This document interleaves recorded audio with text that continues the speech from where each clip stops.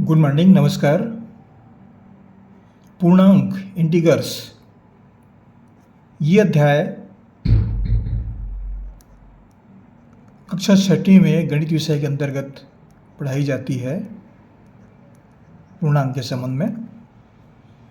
और ये जो हमने प्रश्न लिया है वो छत्तीसगढ़ पाठ्य पुस्तक में वहाँ किताब से मैंने प्रश्न लिया है और ये वीडियो हम छत्तीसगढ़ जारी कर रहे हैं।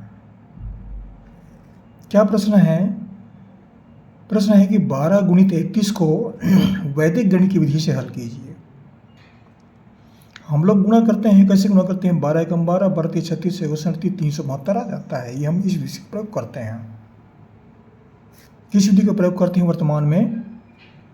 जैसे 12 गुणित 31, इसको हम क्या करते हैं? 31 गुणित 12 लिख देते हैं। 12 पढ़ना आसान हो जाता है। कितना आता है? 12 एकम 12 का 2 हासिल आया, 1 12 36 और 138, कितना उत्तर आया? 372। ये उत्तर होता है। इस तरह से बनाते हैं इसको। लेकिन वैदिक गणित की विधि से हम इसको कैसे हल करें? वैदिक गणित की विधि कैसे अपनाएं? ये वैदिक गणित की विधि इसको हल करना है।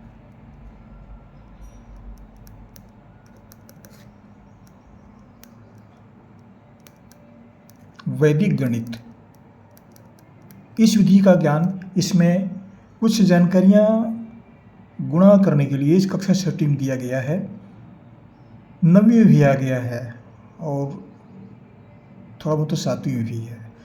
कहने का मतलब ये कि थोड़ा थोड़ा ये बातें बताई जा रही है, छोटे छोटे अध्याय शामिल किए जा रहे हैं वैदिक गणित के संबंध में। वैदिक गणित एक बहुत पुरातन विधियाँ हैं जो किसी ढंग से इसका लोप हो गया था, वह फिर से आ रहा है। मैं इस बात को बताने जा रहा हूँ। मैं तो कैसे गुणा करें इसको, इसकी जानकारियाँ यहाँ पर मैं दे रहा हूँ आपको। ये 12 गुणित 31 है। इसको हम लिखें किस तरह से? इसको लिखेंगे, ये हुआ 12 और ये हुआ 31, इस तरह से लिख दिए। इनको गुणा करने तो गुणा का चिन्ह बना दिए। गुणा करने के बाद में क्या करेंगे? इनका गुणा कैसे होता है थोड़ा समय लगेगा। हालांकि ये मुश्किल से ये 5-10 सेकंड की सवाल ही हो जाएगा, 5-10 सेकंड में हो जाएगा। लेकिन कैसे हम इस विधि का हम प्रयोग कर रहे हैं, इस विधि का जानकारी देने से थोड़ा समय लगेगा इसमें, क्योंकि विधि का उल्लेख किया जा रहा है यहाँ पर। तो कैसे करेंगे? पहले ये इकाई के स्थान है और ये दहाई है, इकाई है, दहाई है, तो इन दोनों को पहले गुणा करते हैं। इन दोनों को पहले गुणा करते हैं। ये पहला चरण होता है। ये पहले चरण में ये इसको 2 गुणित 1 करते हैं या 1 गुणित 2 करेंगे। 2 गुणित 1, 2 गुणित 1 बराबर 2। तो यहाँ पर आ गया 2। अब इसका दूसरा चरण क्या होता है? दूसरा स्टेप है ये। चरण मतलब स्टेप है ये। दूसरा स्टेप ये है, इस तरह से गुणा करते हैं, क्रॉस मल्टीप्लाई होता है ये। 1 को 1 से गुणा करेंगे, 3 को 2 से गुणा करेंगे और जोड़ेंगे। और यहाँ से जो अगर शेषफल आता है, यहाँ से अगर कुछ इसमें शेषफल तो नहीं है, अगर शेषफल आता है तो इस शेषफल इसमें और जुड़ जाएगा। शेषफल नहीं है तो उसकी आवश्यकता नहीं है। तो इन दोनों गुणा करते हैं, 1 एकम 1, इन दोनों गुणा करते हैं 3 को 2 से, 3 दूनी 6 और 1 और 6 को जोड़ देते हैं, 1 6 7। शेषफल अगर इसमें से आता तो यहाँ पर शेषफल जोड़ते, शेषफल नहीं आया है तो इस 7 को हम यहाँ पर लिखेंगे। ये 7 हुआ। ये दूसरा चरण हो गया, दूसरा स्टेप हो गया। तीसरे स्टेप में क्या करते हैं? ये जो इकाई के स्थान है इसको गुणा करते हैं, 1 और 3 को।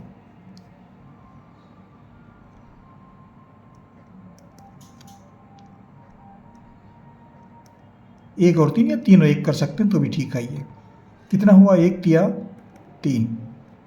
अगर यहाँ से, अगर इसमें दोनों में शेषफल आता है, यहाँ पर कोई शेषफल आता है, 2 अंकी संख्या आता है, तो एक संख्या जो है इसमें आ जाएगा, शेषफल यहाँ जुड़ जाएगा, यहाँ पर आगे जुड़ जाएगा। लेकिन यहाँ पर शेषफल नहीं है। शेषफल नहीं तो आवश्यकता नहीं है। इन दोनों को गुणा किए, 1 और 3 को, 1 तिया 3, ये 3 जो है यहाँ पर आ जाएगा। कितना प्राप्त हुआ हमें? 372।